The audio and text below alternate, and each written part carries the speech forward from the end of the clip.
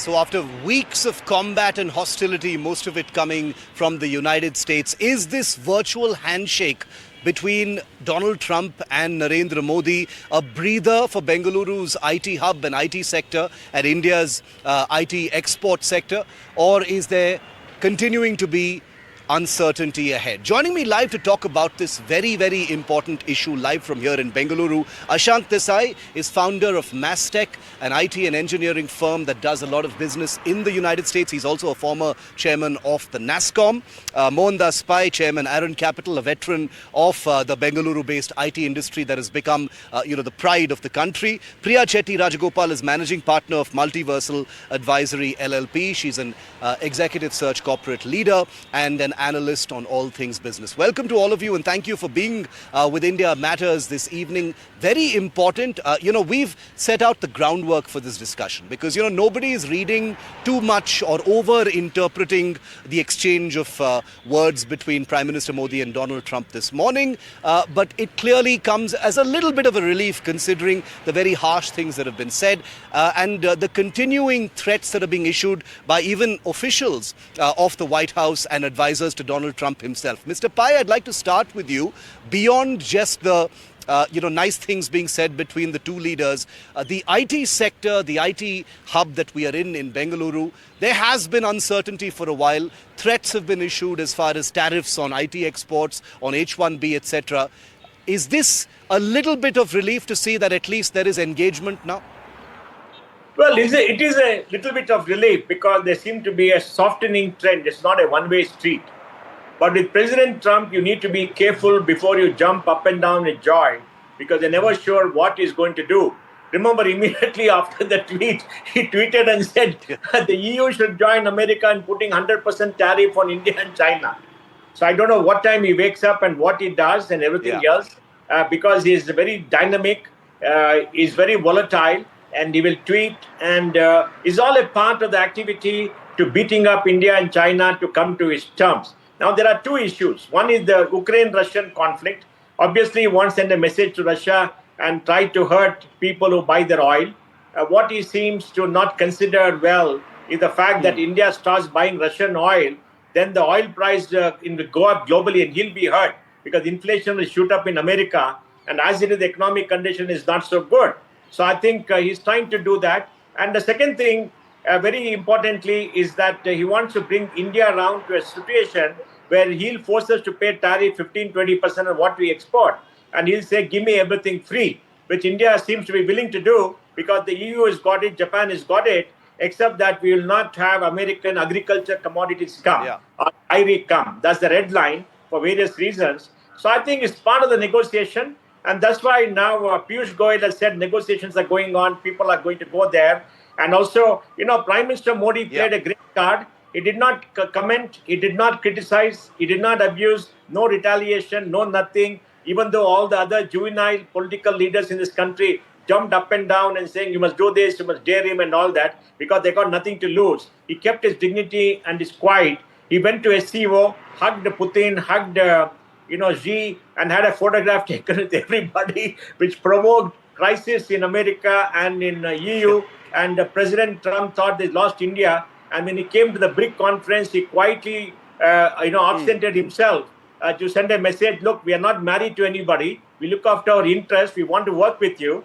And he showed America great respect, leading Trump to talk. I think it's a fantastic, quiet diplomacy, which is like our Prime Minister's style. Absolutely. Being very quiet. So I think the temperature has come down. People are a little bit more positive, but nobody is sure what President Trump is going to do till we sign a deal. That's exactly the question that I'd like to take to Mr. Desai. Mr. Desai, as someone who has represented the industry in the past for Nasscom and as someone who heads a company, that is directly impacted if some of these threats are actually carried out, how is the IT industry, here in India, especially here in Bengaluru, preparing for this kind of uncertainty? It's one thing to look at this softening of stand between the leaders, but the threats of what they intend to do or threatening to do to the IT industry here in India have been issued not by internet influencers, but literally by advisors to Trump himself. How is the industry looking at it, sir? So Nasscom, as you know, was founded 40 years ago by a few of us, and it has Yeah. grown to this size. So this is nothing new to us in a way. We have been struggling with this kind of pushbacks in a different form at a different times in a different way. And NASSCOM as an industry body and as a group has worked behind the scenes to contain some of these damages that we have done.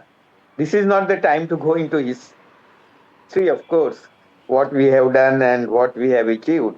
But whatever industry has achieved so far in the country relationship, much credit goes to the NASCOM and all the members that worked hard during all these years behind the back. And that effort is still going on as we speak. I'm sure NASCOM is taking up all the issues that we need to take up. And that is something that you may not hear on the TV channels. So that is one. Number two, of course, as Mohan rightly said, that we don't know what will happen tomorrow, so we have to be continuously resilient and be open.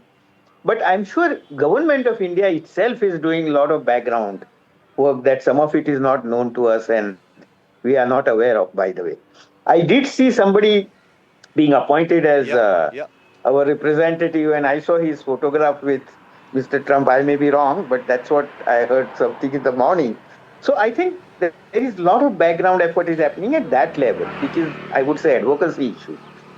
But at a serious Okay. level, at the Okay. issue of some of the things, yeah, yeah. Sorry, yeah, you were saying something.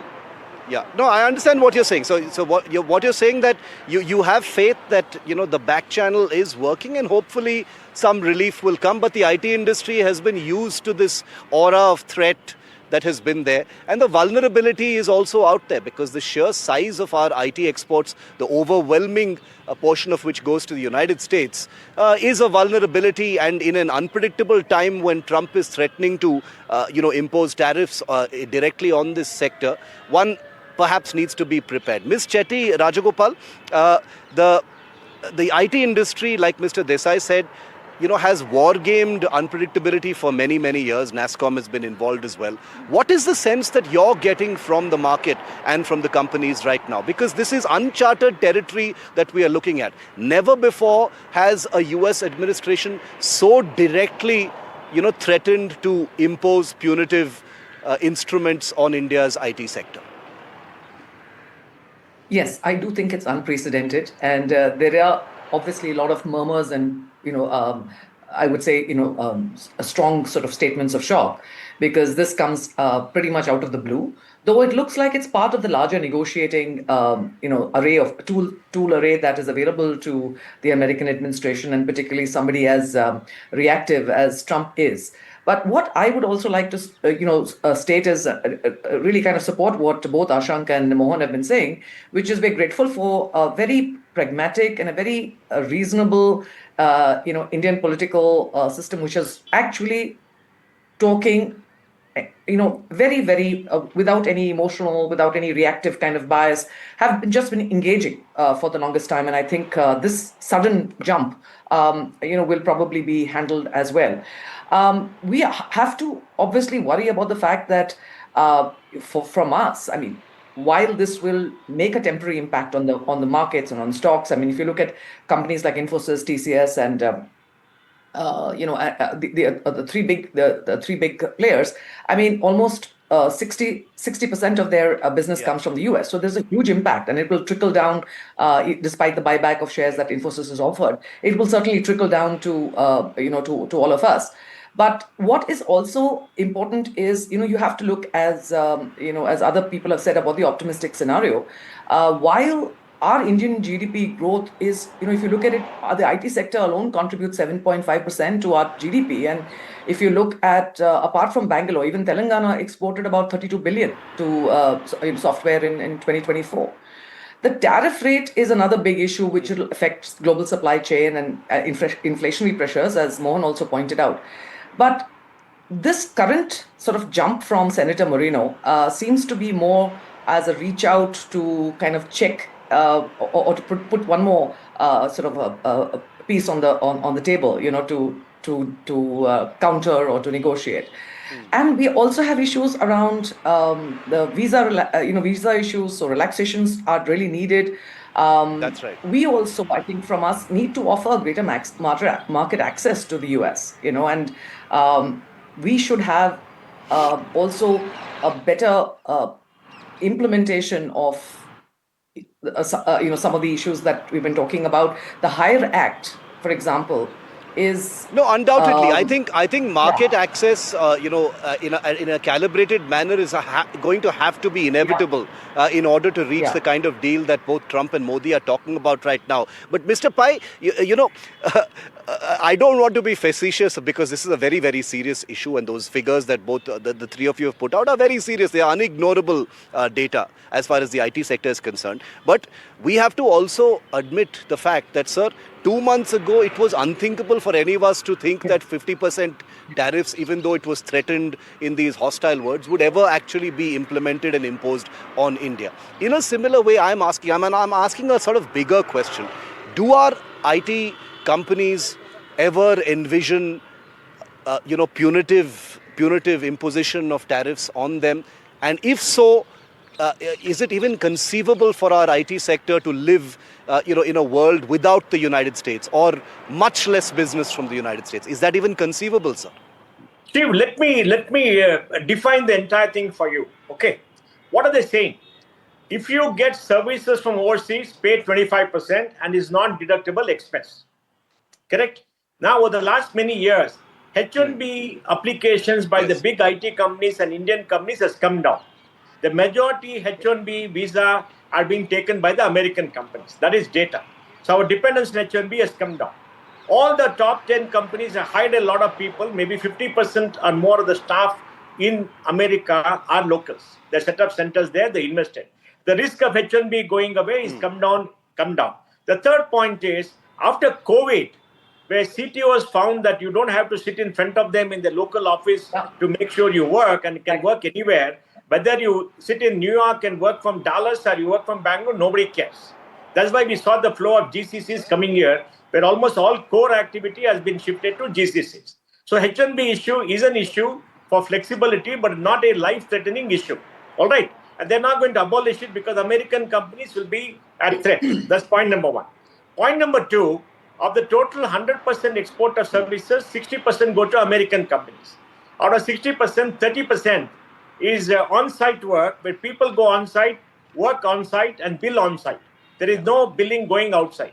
The balance is billing to American companies. Now, all American companies have subsidiaries and revenues in all other countries. They could shift the situs of the billing from India to, let's say, Ireland, because they got income in Ireland and pay from Ireland, and they got subsidiaries.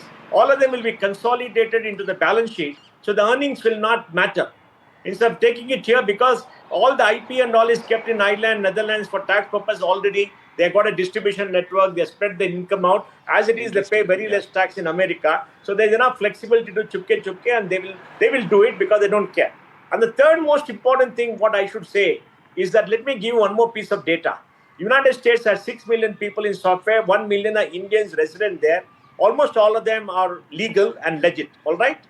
Out of India's 6 million people, 60% work for American companies. Out of 10 million people working for American companies globally, 4 million are Indians. And out of 1 million hired every year in software in the free world, 50% are Indians in India. We are the largest source of human capital for American companies. Almost all tech companies working in AI or in deep tech or major companies also have Indian talent, depend on Indian talent. Now, when AI is becoming a big force, if global enterprises has to use AI, the only people who can help them are people of the Indian IT service companies in India. Even Accenture has got the largest 35-40% workforce in India. Capgemini has become an Indian company. Without the Indian workforce, you can't run IT anywhere in the world. American companies know the reality, and they will work behind the scheme, and they're a very, very large lobby, and most of the senators will push these bills just for publicity to tell that people, we are working for you, we are doing this. The chances any of them can come through is very low, but with Trump, nothing is impossible. Because Trump doesn't care about consequences, doesn't care about anything. That's why we have to play the ball. And what I think we should do is maybe some of our big businessmen, particularly the two big daddies from Bombay, should go meet Trump and say, we'll give you $100 billion and we want to set up to the family some 5 Trump towers all over India. Why don't you do a business deal? And, you come to India, etc., etc., etc., and we got to do business with his family and others, like others seem to be doing. I don't know whether that works. Maybe that's a solution which Ashank will probably think about. No, very interesting. And I also, superb data, Mr. Pai. Thank you for that, because that sets a context. I'm coming to you, Mr. Desai. You want to add to that, but I love how we never know with Trump is a disclaimer that we must add to anything we discuss as far as this situation is concerned. That's just an interesting little point I want to add. Yes, Mr. Desai, you want to add to that? Shiv, I don't think even Trump knows what he's going to say next.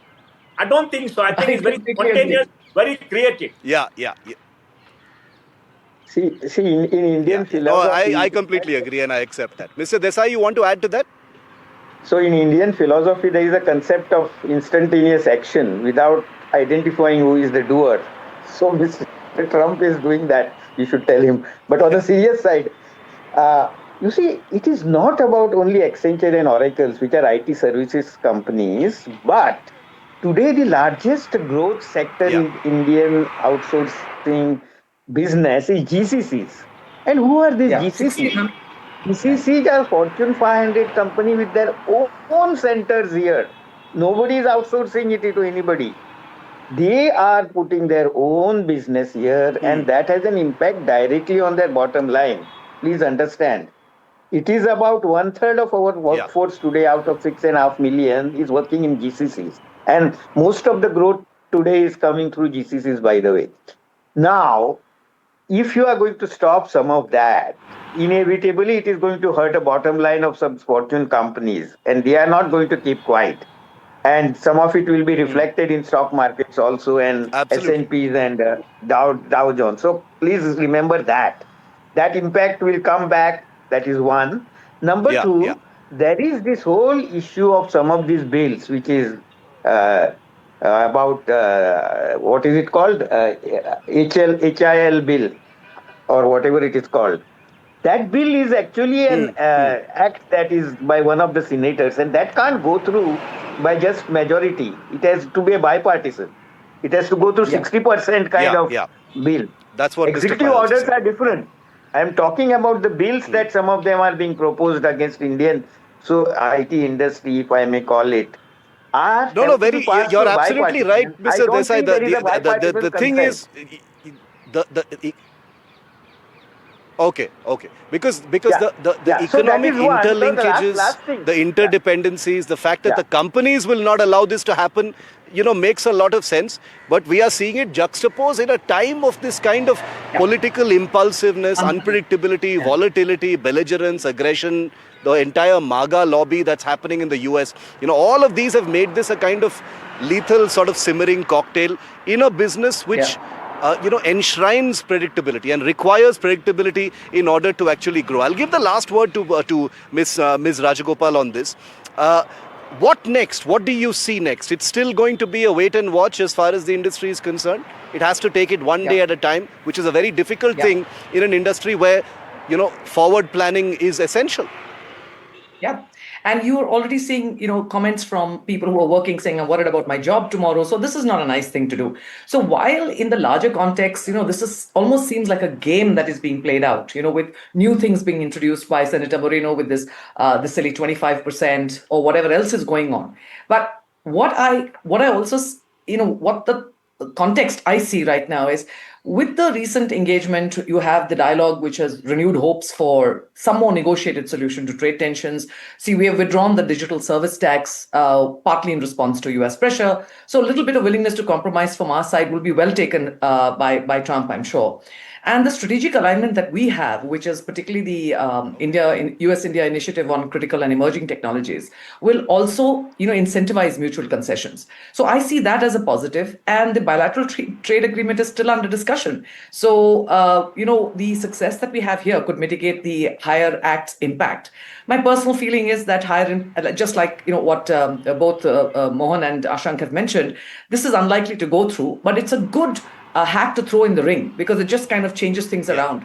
But the reality and the drama of how it's going to impact India, its employees, its GDP, is something a bit more serious. And I wish that we wouldn't make a game of this whole thing. This is serious work. This is business. These are the markets. And this is a country that's doing its very best to stay, to keep going. So I want that pressure to continue. Doing this broadcast from Bengaluru was interesting for me, because this conversation has been about data, about specifics, about recommendations. We've talked about facts. We haven't talked in sort of nebulous philosophies, because this is something that needs to happen right now. It's also interesting to see how this will actually play out, because this is hugely important as far as India's growth story is concerned. Picture abhi baki hai is true, but we need some clarity as far as what the two sides are actually going to agree on. I think the one thing we can all be unanimous about is that there is going to be definitely some give and take. What that take is going to be, what that give is going to be, we'll have to leave that to Trump and Modi. The Chinese have a curse that says, may you live in interesting times. I hope it is not interesting times the way the Chinese believe, but the way we want it to be here in India. Thank you so much. A pleasure to have you, the three of you here with me here on India Matters. Thank you so much.